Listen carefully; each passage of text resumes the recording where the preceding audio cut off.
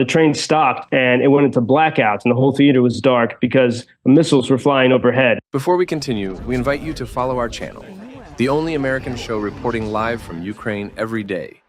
Wendy Snyder sitting in for Bob Sirott, who will return tomorrow. And let's check in with Joseph Lindsley. Joseph, I just got an alert on my phone. At least 41 people killed in Russian missile strike. What's going on where you are? Well, Wendy, hello from Kyiv. And since we last spoke before the Labor Day holiday on Friday, it's been a very intense few days throughout Ukraine. And, we've seen, since really since last Monday, it's been very sustained Russian attacks almost every day throughout Ukraine. And I want to share with you all when we wrap up in a few minutes, some sounds of what I experienced and what I heard in the early hours of Monday morning here in Kyiv. So you can feel a little bit what it's like to be here. But before that, we've had intense Russian attacks here upon Kyiv city, and especially in Kharkiv, that great city where I've spent so much time, just about 30 miles from Russia. The Russians hit Kharkiv on Sunday afternoon.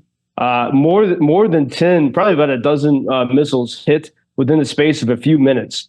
Really awful and intense attacks. When people are out and about on a beautiful Sunday, and miraculously there were injuries, but no one died. It was really a miracle that no one was killed. A few days before, because the Russians have once again been pounding Kharkiv city, a few days before, in one of the beautiful parks of that city. And, that the Kharkiv parks are absolutely amazing places. They are impeccable. There's no litter. The lawns are perfectly maintained. Really lovely places, especially on a summer afternoon. And there was a teenage girl sitting on a bench, and the Russian missile hit nearby. And the best I can describe what happened is she was decapitated by that on a Sunday afternoon, and her mother was nearby. And so this is the hellfire that Russia continues to rain down upon a city like Kharkiv, which before 2022, most people in that city spoke Russian in the same way that, as I mentioned before, that people in Dublin, Ireland speak English. But now, because of what Russia's been doing to their city, people really make an effort even to change their language and to speak Ukrainian. But that city has really seen a lot of suffering. And also the southern city of Zaporizhzhia, that in the ancient sort of homeland of the Cossack people, also last night, a major missile attack with fatalities. And so this has been an extremely difficult time, but still the Ukrainians are holding ground in Kursk in that region of Russia. And so it's not all bad news. The Russians are making progress in Donbass very, very slowly. And on Friday, on Saturday, a nice summer weekend here in Kyiv, I went to this theater called the Pro English Theater, and it's an underground. It's in a bomb shelter, and they had their own version of the the Edinburgh Fringe Festival. They had Ukrainian Fringe, and I went to this little play. I had some friends who had organized it. They had 4 actresses so that they can travel, because men can't travel. So this play can go anywhere in the world with the actresses. And it was incredibly powerful. They were trying to bring you into what it feels like to be in the war, and even with the frustrations and how people argue with each other, or the humor, how humanity doesn't go away, including like the normal problems of life, even despite the atrocities of war. And they made you feel like you were on a Ukrainian train, which is such a key part of life in the war. That's how people get connected. That's how goods are delivered. And there was a scene where the train stopped and it went into blackouts and the whole theater was dark because the missiles were flying overhead. And so you could feel what it's like to be on a train in the middle of Ukraine, hiding, as these rockets and drones fly overhead. And then there was a scene where one of the girls, the little girl, she had to go to the restroom and she got lost. And the actresses are grabbing the audience to help search for the girl and bringing everyone into the dark corridors of the theater. But they really made you feel like you were there in this moment. And it was, I hope somehow this production goes to the U.S. But after I left, I was outside on a phone call after the play was over. And there's a little courtyard here in Kyiv. And there was a girl in the distance on a log, and she was sobbing. And I heard her the whole time I was on the phone call. And so I went up to her afterward. I recognized she had been in the theater.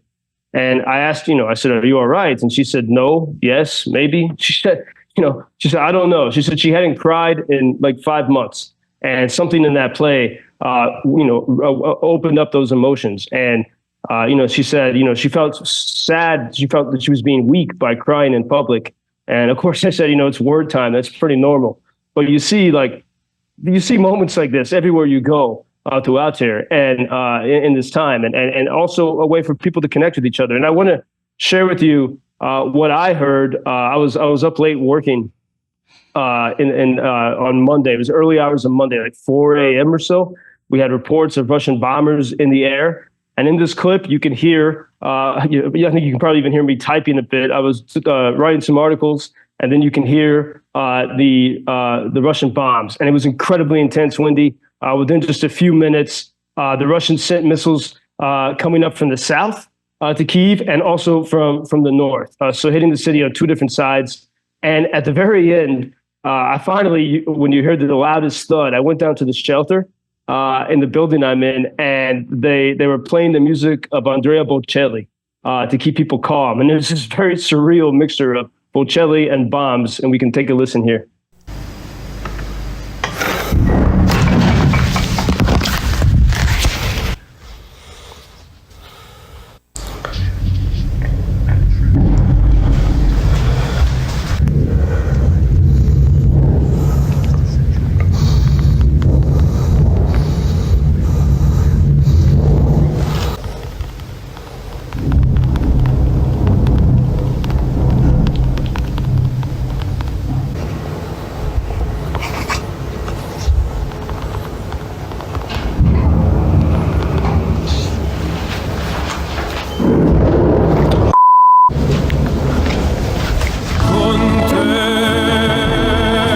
That is unbelievable. Where were you when those bombs were exploding before you went to the bomb shelter?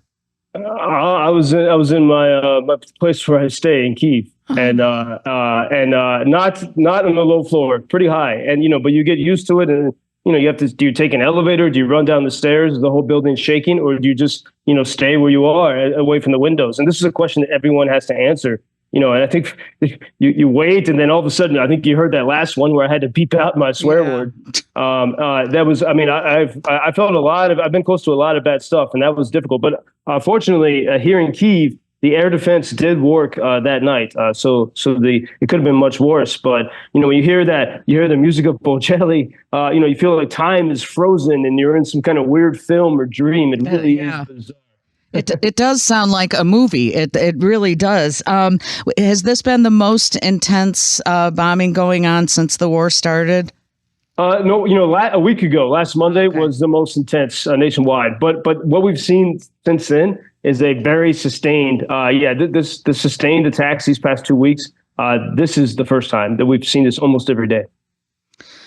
Thank you for sharing that. I feel like I got punched in the stomach listening to that. I can't even imagine. Thank you so much for sharing that with us. Bob returns tomorrow, so you'll be talking to him, and I'm sure he'll be glad to talk to you, Joseph. Thank you for introducing Ukraine on your social media pages. That's very important that much more people can get more information about the situation here and how everybody can help Ukraine to stay stronger and to save all the world. Що сказав? Well, which side are you on? На чиїй ти стороні? Come on now. Oh, which side are you on? На чиїй ти стороні?